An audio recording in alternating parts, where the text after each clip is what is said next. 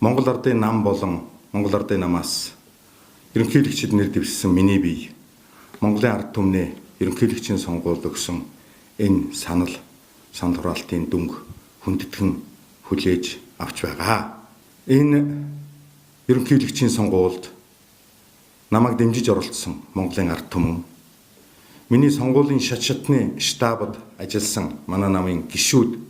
дэмжигчид та бүхэндээ би хувьяасаа чин сэтгэлийн талархал илэрхийлж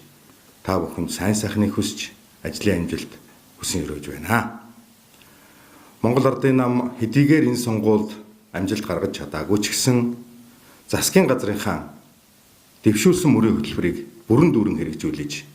улс орны эдийн засгийн хямралт байдлыг бүрэн дүүрэн гэтлэн давж, ард түмнийхээ аж амьдрал сайн сайхны төлөө амлсан, хийж эхлүүлсэн бүхий л ажлуудаа бүрэн дүүрэн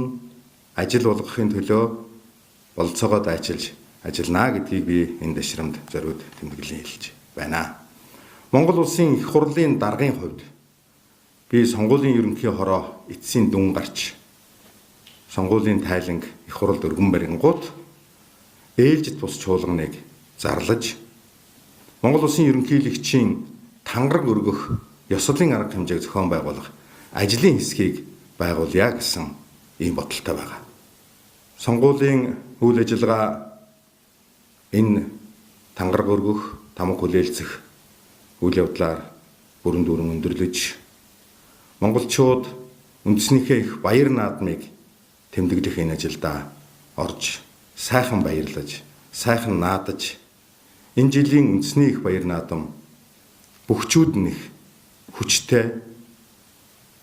хурдан хөлгүүд нь шандас сайтай, унсан хүүхдүүд нь цог золбоотой, харваачдын сум онч мэргэн байхын ерөөлийг дэвшүүлж ард түмэндээ сайхан наадахыг хүсэж байна.